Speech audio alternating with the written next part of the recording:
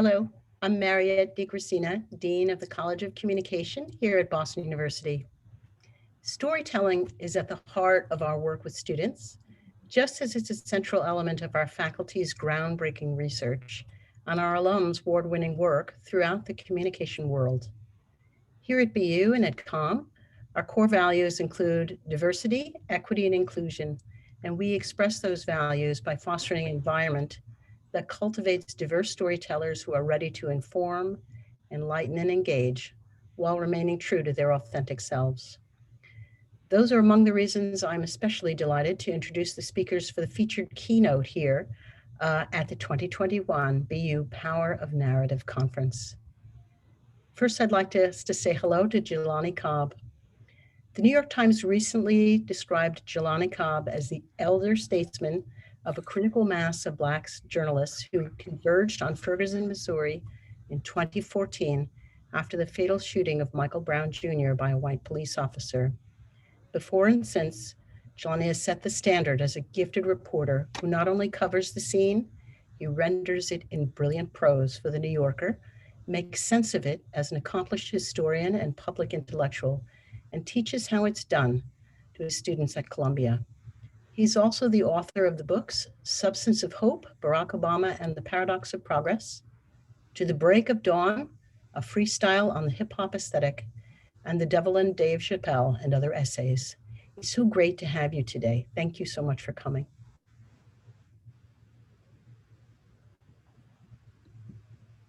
Now it's a fantastic honor to welcome Dr. Ibram X. Kendi. In this Sunday's New York Times, two of Dr. Ibram Kendi's books, 400 Souls and How to Be an Anti-Racist, will occupy places on the nonfiction bestseller list. A third book, Stamped, appears on the young adult list. After Boston University, the Times bestseller lists have become something of a second home to Dr. Kendi. His seminal work, Stamped from the Beginning, The Definitive History of Racist Ideas in America, was not only #1 on the Times list, but also the winner of the National Book Award for Nonfiction. Here at BU, he is the Andrew W. Mellon Professor in the Humanities, as well as the founding director of the Boston University Center for Anti-Racist Research, which this week announced The Emancipator, a resurrection of an early 19th century abolitionist newspaper to share anti-racist scholarship on today's digital platforms. He is also a contributing writer at The Atlantic and a CBS News correspondent. Welcome again so much, Ibram. It's great to have you here.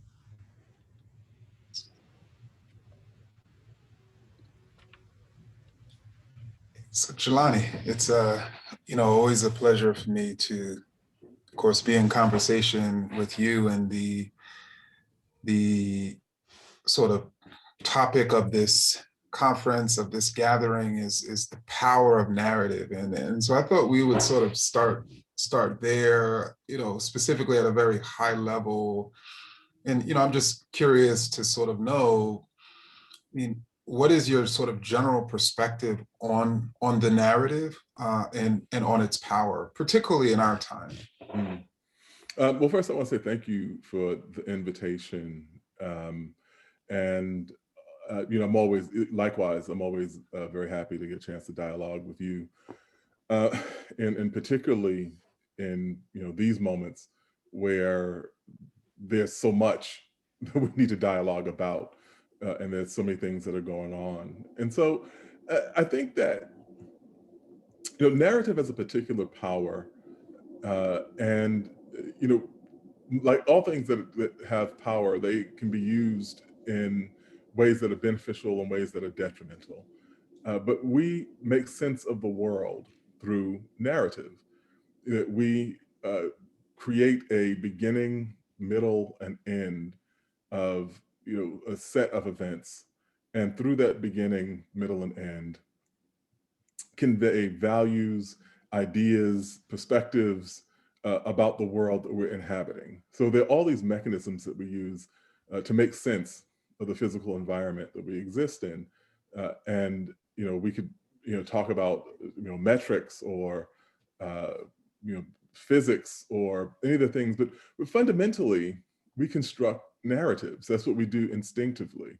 We tell our children stories in order to impart information to them.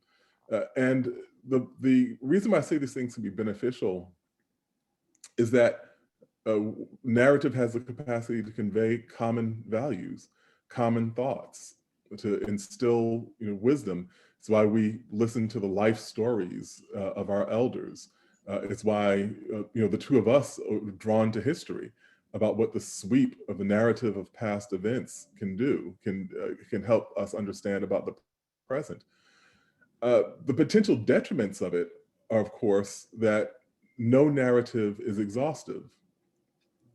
Even when we see, the most detail-oriented narrative, it's a work of selecting out the most, what we deem to be the most salient aspects of a particular narrative. Of course, telling a story in its full, entire detail would take as much time as the story itself. We're writing a story about Paul Robeson, then we had to take 78 years to tell it. And obviously that can't happen. And so it's in our editing process, it's in the selectivity that our political biases or our personal biases or our agendas can come to be manifest. And we have also seen the way that selective use of information can misinform people. Most vividly on January 6th of this year, we saw the way that a culmination of a set of narratives about who was being victimized in this country and who really had the upper hand and what was really happening in our elections led to people committing acts of violence that culminated in the loss of life in the United States Capitol. And so I think that we kind of approach, for me, in both of the things that I do, in history and in journalism, I approach narrative with a great deal of respect, the way that you would treat any other machine that's very powerful, that can do great, wonderful things and can also do significant and enduring damage. So does that mean you're trying to say that narrative storytellers, that journalists who claim that they are objective, that could be a fallacy? No, not at all. But I think the thing that's interesting about that is, the pursuit of objectivity, it presumes that we can somehow get out of all the facts and dynamics that shaped us. And there are, historians who pointed this out, the problems with this kind of thinking, That Noble Dream, which we all read, I think, in grad school, talked about it. Howard Zinn, talked about it, saying that there was no neutrality in history. There's a whole body of writing about that. And there's also, a kind of set of criticisms about it in journalism. One of the most salient, I think, the most recent criticisms of it, that idea, is really well done book by Lewis Raven Wallace, which is The View from Somewhere. And Wallace's argument is that our cornerstone journalism has been from a particular vantage point. It's been very clear about what the vantage point was, but it has been from a particular vantage point. And for us to say that we're objective doesn't mean that we somehow become neutral. It means that we are really more likely engaged in a game of deluding ourselves about where our biases actually lie. Of course, Stephen Jay Gould, the late evolutionary biologist, talks about how objectivity doesn't even exist in science, which we think of as being much more coldly rational than things like literature and history and journalism. And so I think that the only kind of offset that we can hope for our own personal biases is to acknowledge them and to be aware of them, and to say up front that we're writing something that is, or just to kind of admit in our work, we're writing something that is imperfect. And even in our best strivings, there are questions that we don't ask. And it's in the unasked questions that we wind up kind of creating a perspective by omission, even if we don't want to create one by commission. Yeah, I can remember in graduate school, I had come to Temple with a journalism degree, and a degree in African American Studies, and one of my professors was lecturing on how objectivity is nothing but a collective subjectivity. Mhm. And I was like, what are you talking, trained to believe in the Bible, really, of, Mhm. Of objectivity. And so I raised my hand and asked Professor Mazama, if we can't be objective, then what should we strive to be? And she said, we should just strive to tell the truth. Mhm. What do you think about that? I think we should, right. I think we should strive to be honest, and we should strive to be as fair as we can be. And I should also say that I am on spring break, and so I have kind of holed up in an Airbnb as a kind of writing retreat. And so there's going to be I'm in Brooklyn, so there's a lot of side noise. And just before I got on, there was a woman very vividly explaining to her boyfriend why she was upset with him. So that kind of, you all may hear some of that on the side. Does that help your writing, that sort of, that general noise, or how would you? Well, yeah, this is kind of like the native soil for me. And so that's at the very least, you're getting a tutorial in the colorful use of language.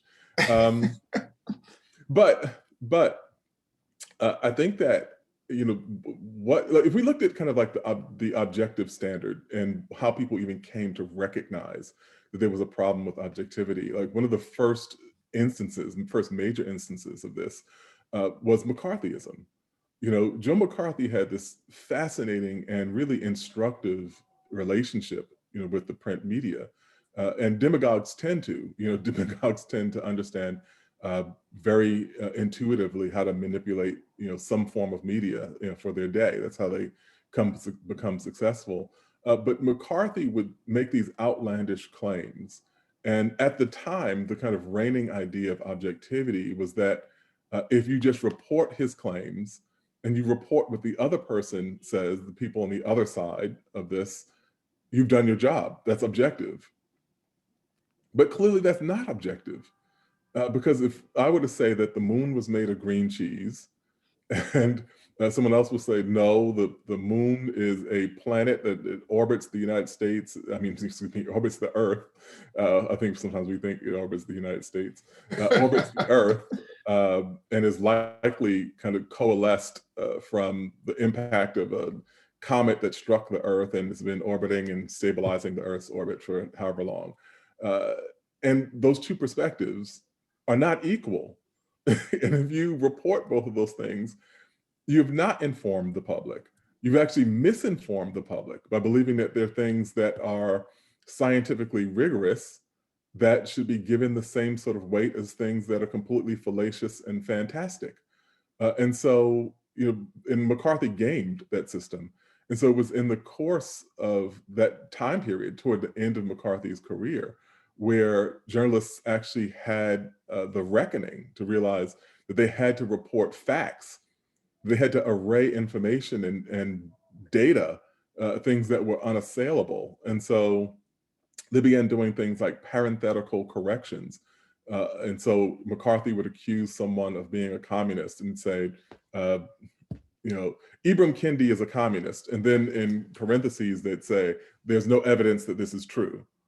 And so we hadn't seen that kind of parenthetical correction mechanism really until the emergence of Donald Trump. There's that whole kind of point. But it goes to say that no, we can't, to your professor's point, we can't just simply say that there's this one great neutral objective standard in the sky and we're going to all aspire toward it without acknowledging that what we're actually doing is canonizing a particular type of subjectivity. And it's fascinating because I think we're also sort of bleeding into the concept that journalists are supposed to be what's called balanced. Mm-hmm. And so that's sort of brings in why you, quote, bring in both sides and both of their perspectives, and then allow the reader to decide for herself what is right or what is true. And but at the same time, I think, referencing the Trump administration, the term both sides is one of the most infamous terms of his presidency, right? And so journalists, it's almost a canon, but at the same time, there was a common critique when the president. So do you think that in a way was also critical in journalists rethinking the idea of both sides and balance? Absolutely. And so one of the things I talk with my students, I say that especially when you're dealing with things that are matters of research or matters of public debate, it's important that you do your best to find where the consensus is among the people who understand this subject the best. And so if you're talking about climate change, for instance, there is no significant debate there among people who are experts in this field. There's an overwhelming consensus among scholars that this is something that is actually happening, that human beings are responsible for it, and that it will have disastrous consequences. The people who disagree with that tend to disagree from a place of politics. And so those two groups don't warrant equal weight. So in telling both sides, quote unquote, yeah, you're really kind of betraying your mandate to inform the public. And so we see that again and again and again. And I think there are institutional reasons why that is more likely to happen in some circumstances than others. For one, we have media organizations and institutions that are phenomenally sensitive to accusations of liberal bias. And so they overcorrect on the opposite side. And so the most absurd vantage point is then given equal weight so that they are not accused of being biased toward liberal thinking or liberal ideas. There's also a kind of effect of success, or a bias of the belief that American institutions have generally functioned in the way that they're supposed to. So I had lunch with a New York Times editor in the early course of the Trump presidency. And the New York Times got a great deal of criticism for their coverage of that administration. Much of it was warranted. And I said to this person, who happened to be a white man, I said, listen, you are looking at this, and many people in media are looking at this from the perspective of people for whom the majority of institutions in the society have functioned. They have done what they were supposed to do in your lives. I, on the other hand, am looking at this phenomenon from the vantage point of the son of a man who had a third grade education. And I'm looking at people, and I have a PhD, and I'm looking at people who, in my estimation, would just as soon turn the next generation of my family back to third grade educated people. And so we don't understand these questions in the same way because our relationship to the institutions and to the society itself. And that comes back to who is doing the reporting. What kind of experiences do you have in your newsroom or in your broadcast room or wherever you're working from? If we have a handful of people who all have similar backgrounds, all went to a handful of schools, and live in a handful of neighborhoods and a small number of cities, then you're going to get a certain type of, not unanimity, but certainly a type of homogeneity that lends itself toward those kinds of errors and those kinds of mistakes that we've seen in media. And I think it compounds when also there is in the media, let's say, a recognition of some of the surveys that find that 95% of climate scientists, 97% recognize, climate change as happening and a serious sort of existential threat. And so it's well known that is the case, and that there are such thing as climate scientists, but there is not necessarily a recognition that there's a such thing as racial scientists, or that there's a such thing as scholars who study racism, or scholars who study sexism, or homophobia, or other forms of bigotry. And apparently, there's not also recognition that 95% of these folks who are experts sort of recognize that. So then it becomes, well, we're just sort of, you have these scholars, quote, balanced against a political figure who's making a case against or for the non-existence of racism from a political position. Right. And then it's a projection that, oh, we're being balanced and we're expressing sort of both sides. Well, you know what's interesting is I got an invitation to debate. This was just a week ago. I got an invitation to debate a scholar who you can probably guess very easily on the subject of white supremacy and white privilege. And I just replied no to email. That was it. Entirely response was no. And you know, my thinking was that would presume that these things are debatable. Yeah. And so, you know, just by agreeing to debate on this subject, I have raised the question about the credibility of these dynamics in American society, where we don't really have any indication that inequality has not been transmitted, that somehow the chain of inheritance, the genealogy of inequality in American society has somehow or another been broken in what, I guess, the last 15 minutes, because we can find it being replicated all of these ways. The other thing, though, I think, is that when people, about the vitality and the utility of scholarship on these matters, I think that people did recognize that people who work on these subjects exist. And it was in, you know, the late summer of 2016, you know, as the wheels were beginning to come off, you know, I kind of jokingly said, you had people beating a path to those parts of campus they never go to otherwise. They were like, oh, wait, you mean the women's studies people understand this? You know, you mean these people in Africana studies actually can explain what's going on here, who've been looking at these questions for all of this time?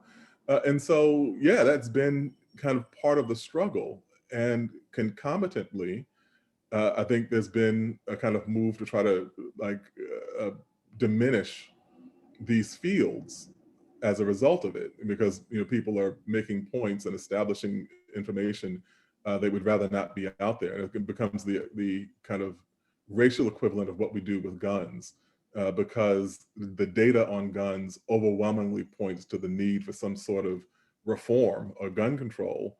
We just make it difficult to generate data on guns. Exactly. And, you know, shifting gears a little bit, I think one of the other struggles, specifically as it relates to storytelling, and certainly the sharing and of narratives for folks of color, or even for people who are writing on forms of oppression, is that there's oftentimes among these writers, there's the use of personal story. And there's this general projection that somehow if you're using personal story, you're, again, more subjective or more biased than others who are not. And so I'm just curious to because of course you use personal story in your work, in your books, in your in your articles. You know, what is your perspective on that? And then, you know, specifically to those who are seeking to use personal stories in their books, in their articles, but are kind of fearful, you know, of that larger critique of that idiom. Yeah, I think since we're talking about narrative, I'll give you a narrative. And the spring of 2010, I spent a semester teaching at Moscow University and in the history department there as a Fulbright fellow. And it was an amazing experience. And one day I was standing in the halls, this majestically impressive building, kind of Stalin era design that was very much calibrated to make an impression on the West about how great the Soviet accomplishments could be. And so their history department is gigantic. And I was there in this kind of beautiful corridor, and I was talking with one of the professors there. And I see this gentleman who's off to the side, and he's just kind of waiting. I don't know him. I don't know what this is. And eventually, I finished talking to my colleague, and he comes over. He'd heard someone speaking English, and he wanted to talk. And he was like, I have been to America. And I said, oh, okay. Where did you go? And he said, I was in Nebraska. And I said, oh, okay. I've never been to Nebraska, so we don't really have there's nothing we can talk about. And then he starts kind of going on. He tells me that he's Armenian. And he says that, the Russians were biased against him, and they would call him Chorny. And that's Russian for black. And what I learned very quickly when I was there is if someone calls you negra, they don't mean to insult you. That is just them saying that you are a person of African descent. If they call you Chorny, they really do mean to insult you. That is Russian for black. And so I was confused. I was like, why would they call you that? That's what they would call me. And he said, they don't make a difference. I have dark hair, I have dark skin. They would say that we're all the same. And so 200 Kardashian jokes jumped into my head, at that time. But then we kind of kept going on. He starts talking about the end of which he had seen, the end of the Soviet system. And so he says, every day I go to the same coffee shop and I have coffee, and then I go to work. And I go to have coffee and then I go to work. I go have coffee and then I go to work. And then one day, the woman says, would you like latte? And I said, no. And she said, you try. And so I try, I taste this. And now every day I have latte before I go to work. And I was like, what is this dude talking about? Where's this conversation going?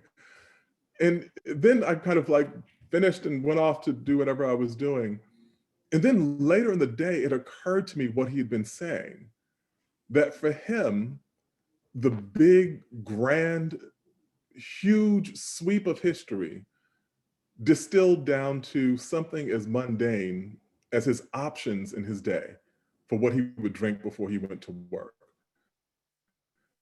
And in a bigger sense, he was talking about choice, that he now had choices that he didn't have before.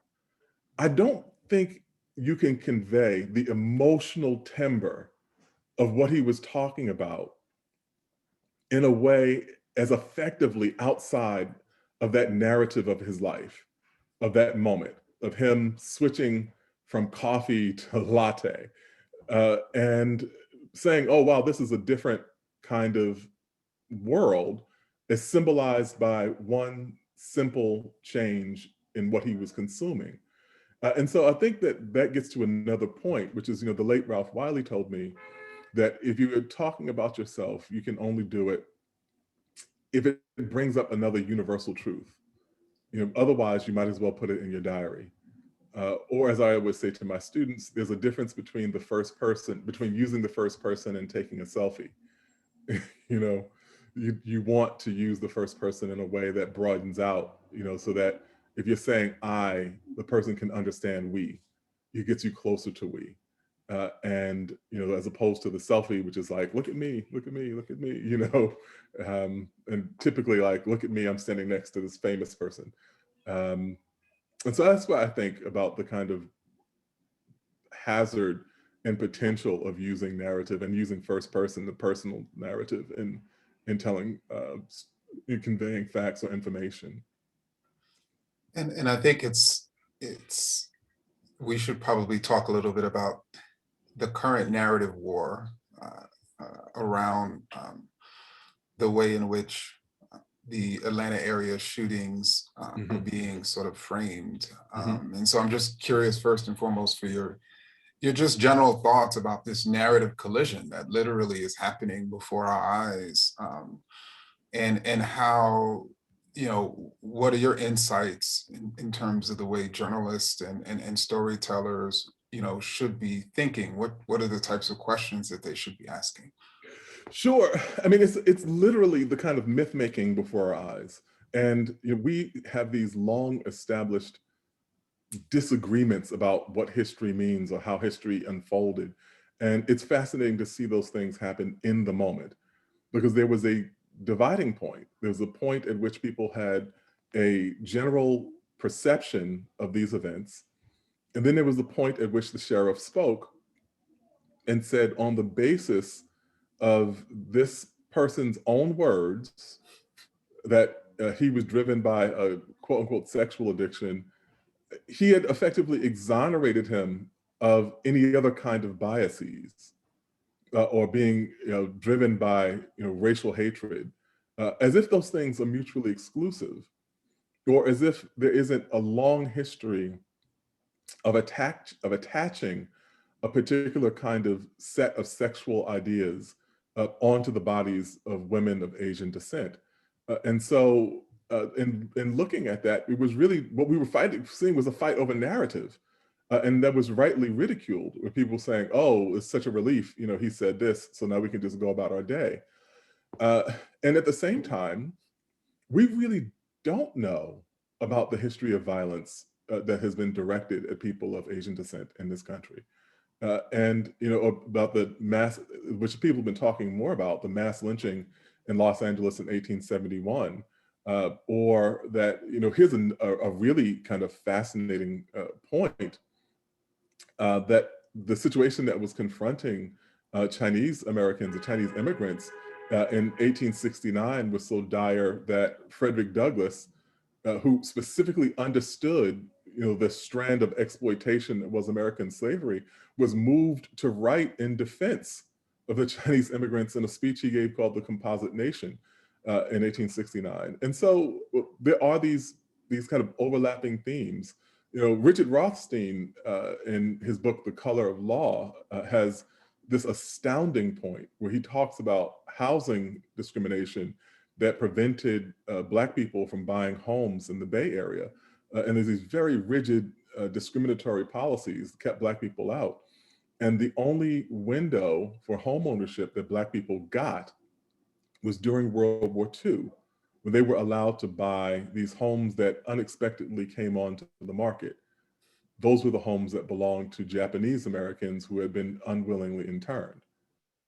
And so there is this kind of, these overlaps that we see that are connected in these ways, these parts of the narrative that we haven't thought about, or we haven't been willing to really publicize, because we're also trying to shore up this grander narrative about the essential blamelessness and the idyllic nature of American democracy.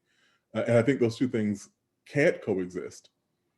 And so that's part of what I think, and even as I'm still kind of sorting out, my thinking on what's happening there, but it is kind of stunning to see the way these things are evolving in real time. And let's talk a little more about the grand narrative and also, as you stated, that there's a sort of grand narrative of American innocence, and those who share stories about when America was indeed guilty are then cast, again, narrative as anti-American. Right. So it creates this sort of narrative storyline that either you always and consistently praise America as exceptional, as innocent, as the greatest nation on the face of the earth or in human history, or you're anti-American. It's like your doctor, like, my doctor doesn't like me because he pointed out that I have high blood pressure. What an idea. Exactly. So, I mean, and how should storytellers and creators sort of navigate that narrative terrain where literally if they actually tell the truth, going back to what we were talking about earlier, they could be cast, they can be framed, the story about them couldn't be put forth that they're anti-American. Right. I mean, I think that it's like, there are a couple things. I think if we're talking about the general interaction with people in person, I would talk to my students, I always say, if you're trying to change somebody's mind, there's the surest way to have a bad conversation, a bad exchange with that person. But what I do find to be more useful is simply to pose questions, questions that allow people, if they're actually sincere about following the answer to those questions, that it will challenge the beliefs that people have. And so we have this absurd idea that the American Civil War was fought over this legal abstraction of states' rights. And then I will say, well, if that's the case, why did the Articles of Secession in South Carolina and many other Confederate states specifically mention the need to defend slavery as the reason they were leaving the Union? I mean, we can look at those documents, and I would like, if you have an alternate explanation for that, I would really want to know. I want to know what that is, or why is this, or why is that? Why do we have the Alexander Stephens speech, cornerstone speech, about the importance of slavery to the Confederacy? In some ways, I think that it leaves it on the floor. You have a better chance in that way. But I think that in terms of our work, in terms of writing, sometimes we have to put it out there knowing that people may not come back to it. They may not be ready for it until a decade later, or 20 years later, or 40 years later. There are conversations we're having now that Du Bois was talking about in the 1940s, 1950s. And you're waiting for people to catch up with you, or the people who have been writing and teaching and doing scholarly work about the likelihood of there being another pandemic on the horizon. And it wasn't until 2020 that people could grasp what those people were talking about. And I think that's in some ways that's the burden, that people who are trying to construct honest narratives sometimes confront.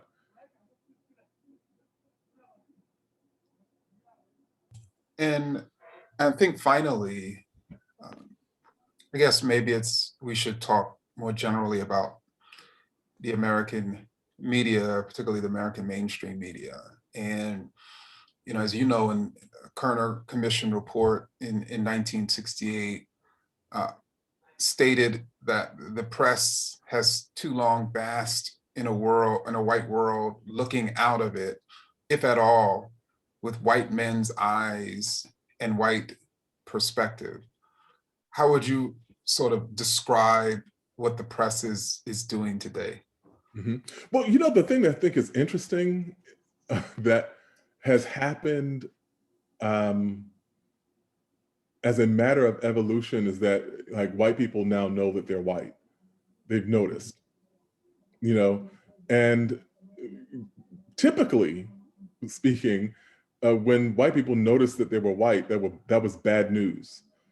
Because, of the people who took being white very seriously were people like Ben Tillman and, Tom Watson and those kind of demagogic figures of American history.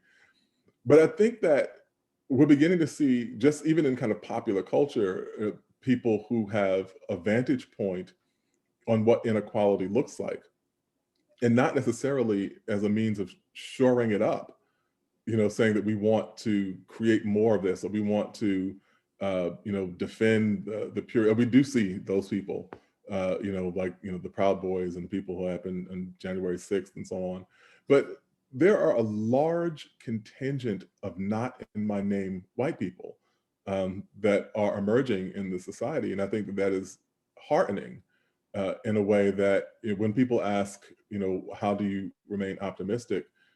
I always say that, first I always say I have the optimism of a boxer in the late rounds. That's always my line. It's always my line. It's like, it means you have been beaten up, but you also know that you're strong enough to stand whatever this person throws at you, and that there's more fight behind you than there is in front of you.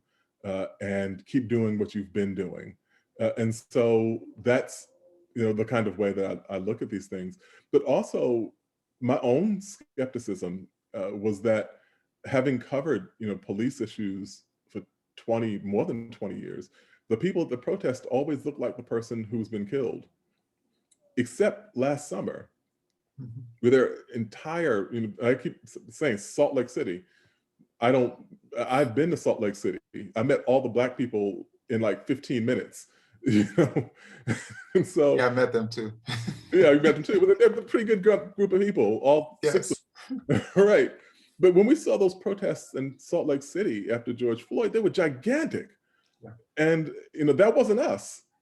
And so I said, there's something actually happening here, or the people nationally and internationally could recognize Breonna Taylor's name.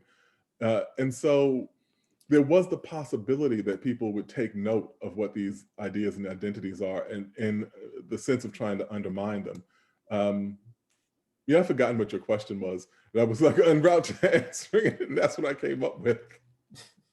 No, I was just asking about just the general perspective, of the press right now. Oh yeah. So anyway, there are reporters now from the Kerner Commission thing. There are people who are aware that their vantage point is good. So I have students who come to me, and first time I got this, I thought it was a joke. I laughed and I felt bad about it because I didn't realize it was very insensitive.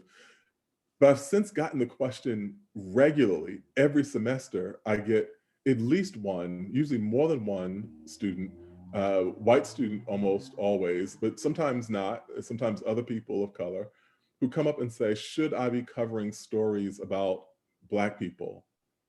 Because, I know that I'm a white person, I don't share these experiences and so on. And I've been like, we absolutely need you to cover stories that involve Black people. What we do need is for you to have a skill set that enables you to do that in the most efficacious and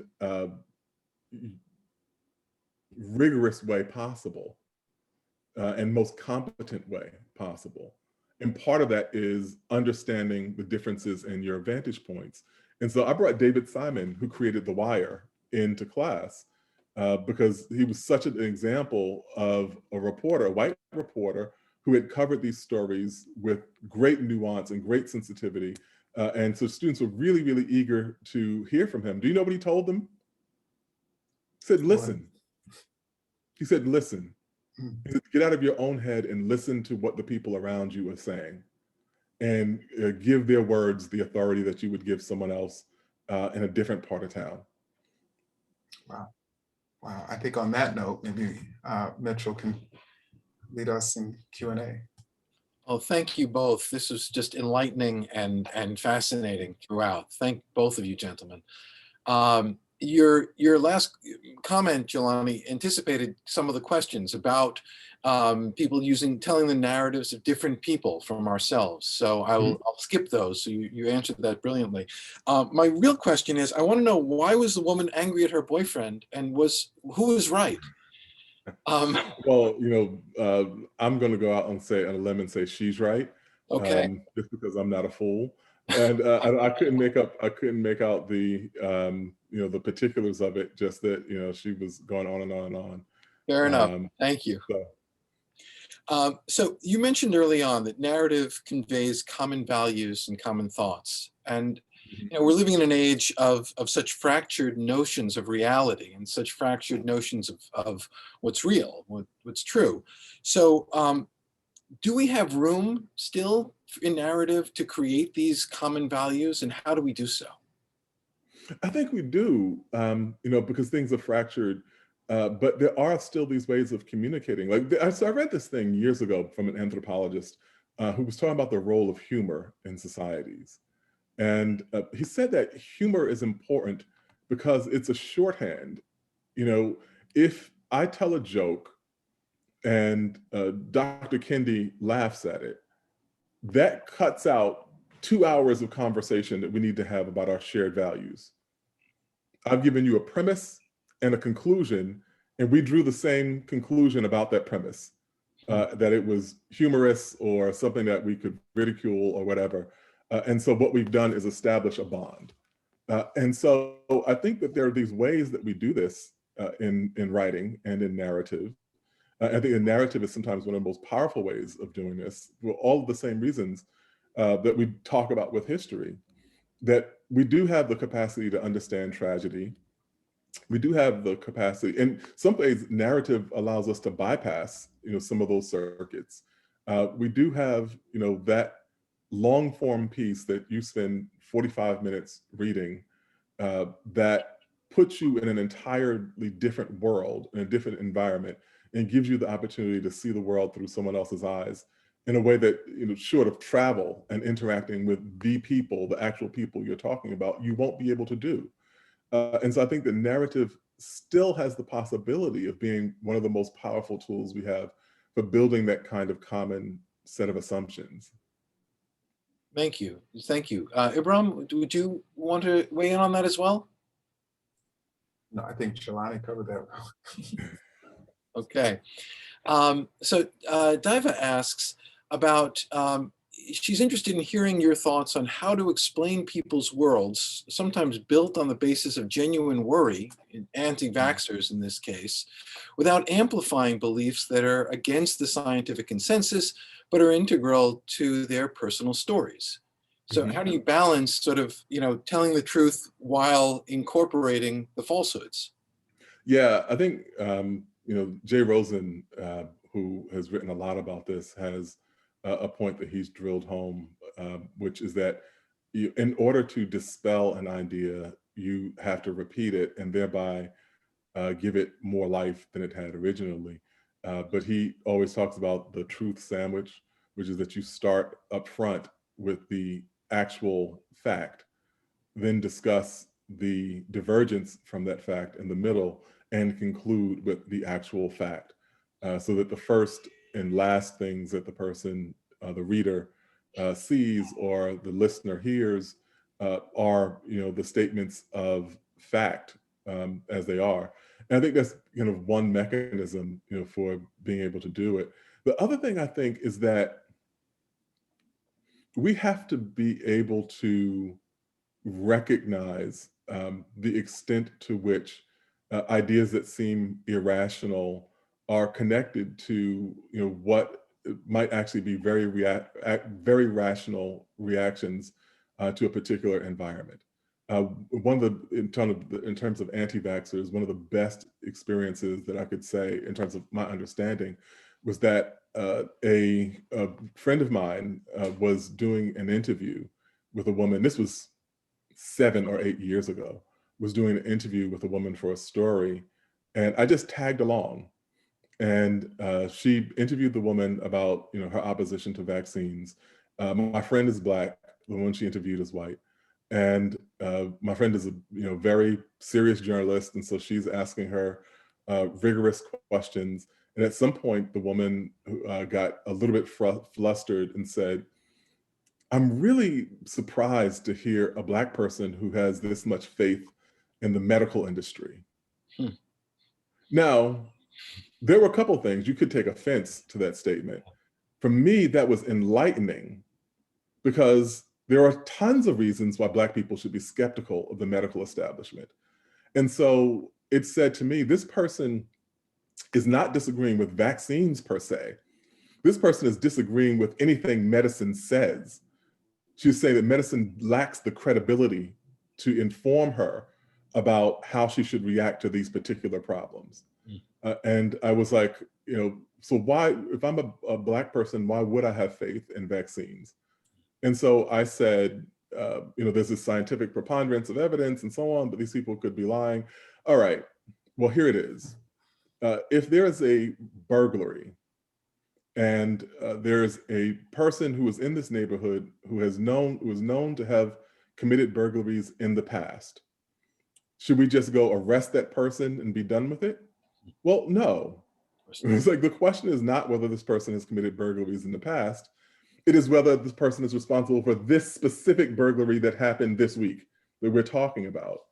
And so the general immorality, or the long history of immorality in American medical practice doesn't mean that by and large we can attach any idea to it and then say that automatically they're guilty. It means we still have the responsibility to look rigorously at every single issue, every single concern. And so when looking at it from that vantage point, we're better able to communicate or better able to understand how people have come to the conclusions they've drawn, and thereby communicate in ways that circumnavigate that. Thank you. And if I can add very quickly that, I think in addition to that, we can tell the story of how they came to believe those ideas.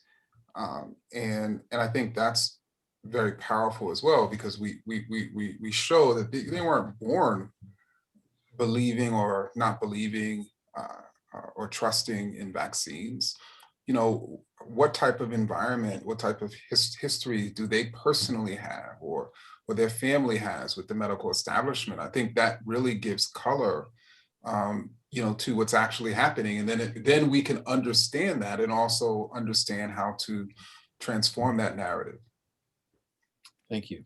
Thank you. Absolutely. This is the I guess the Henrietta Lacks answer to some extent. Like, you can't understand what's happening now without having read what came before, and good.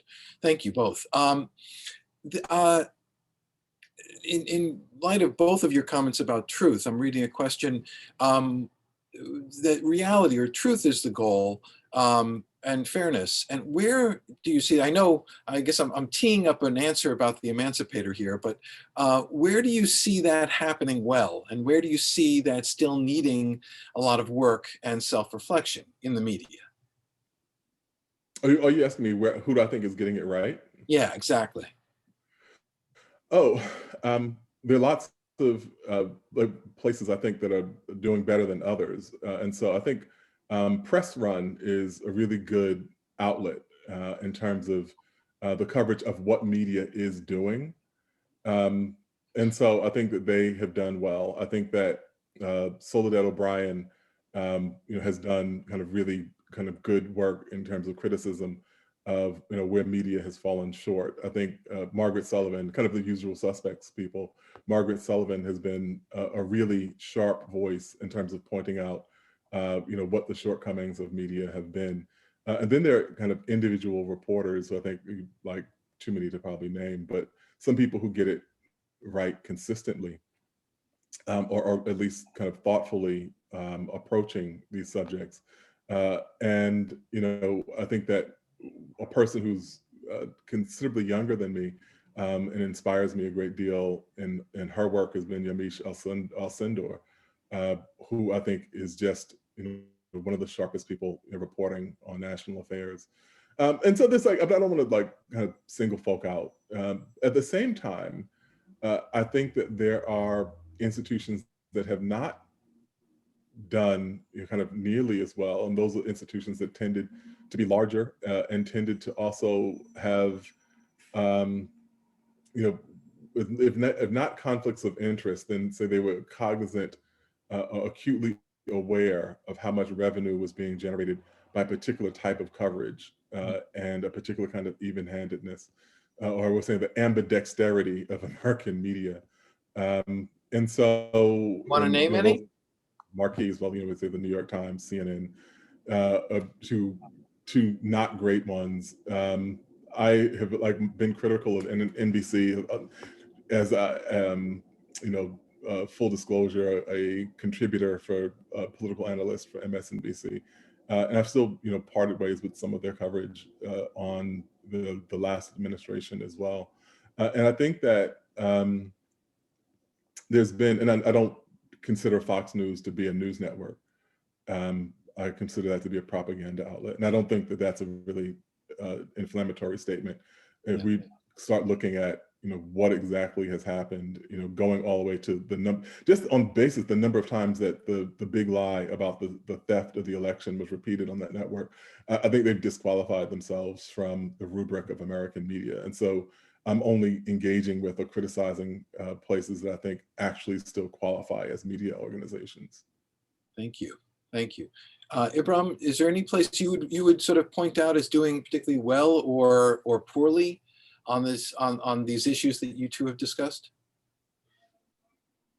So I think it's harder for me because I more so follow and read individual journalists, rather than looking at specific institutions. Partly because my expectations for media organizations are quite low. And so I think there's many individual journalists, potentially many more than ever before, particularly at the at media organizations that I think are doing it well. I think we spoke to a little bit about some of the sort of struggles, and I think specifically as it relates to race and racism, when you have you have some even mainstream media outlets who are completely misrepresenting the work of people who are writing and on race as fact. And I think that obviously that poses sort of problems because there's this larger confusion that's only being reinforced. Thank you. And also, I'll say, I've been critical of, I say I've parted ways with NBC on some coverage. I also think that Ali Velshi in particular, and my Joy Reid is a friend of mine, so I'm biased, but I think Ali Velshi has been, like, his coverage of Minnesota in the wake of the George Floyd death was really astoundingly good. And so I think they're kind of like, to Ibram's point, there are people who like, places where you see something really great and then something that you disagree with, and then there are other kinds of like relative degrees, of good and bad, depending on who you're talking about. Great. Well, we promised we would start to wrap up as we approach 2 o'clock. I can't thank you enough, both of you. Jelani, Ibram, for challenging us to think harder and do better and dream bigger. And for showing us how our work can make a difference. And so we're very grateful to both of you. To everyone who's still here, just a few closing remarks, if I may. This work is hard. This work can be lonely, it can be frustrating, and the rewards are often distant and fleeting. We at the Power of Narrative see our role as a gathering place where we can share ideas and remind everyone that the nonfiction narrative community matters and that we support each other. It will, and the work we're doing does help to bend the arc of history toward justice. It does amplify the voices of the unheard and the overlooked. And it does leave a record, not just of the facts of life, but also the emotions, the feelings, the experiences of those individuals who lived and died and suffered and triumphed. I want to thank all of our speakers, starting certainly with these two men. Jelani, Ibram, thank you so much for being with us today. I want to thank Fernanda and Jackie and David and Roy and Udon and Jenny and Angel and Mark. And I want to thank Dean DiChristina and our Power of Narrative team, Associate Director Sarah Kess, who makes everything happen, Allison Hoyt, Kyle Plants, Steve Thier, Jen Underhill, Jesse Remedios, Rachel Kelly, Ali Odette, the BU administration, the BU admissions team, and former BU Dean Tom Fiedler, whose birthday is today, who always supported the Power of Narrative. We will see you all next year in person, unmasked, and we hope, or masked safely, but as I said earlier, back in each other's faces as we do in this work. Thank you all again. Have a great day, a great weekend, and keep on telling stories. Take care. Bye-bye. Thank you.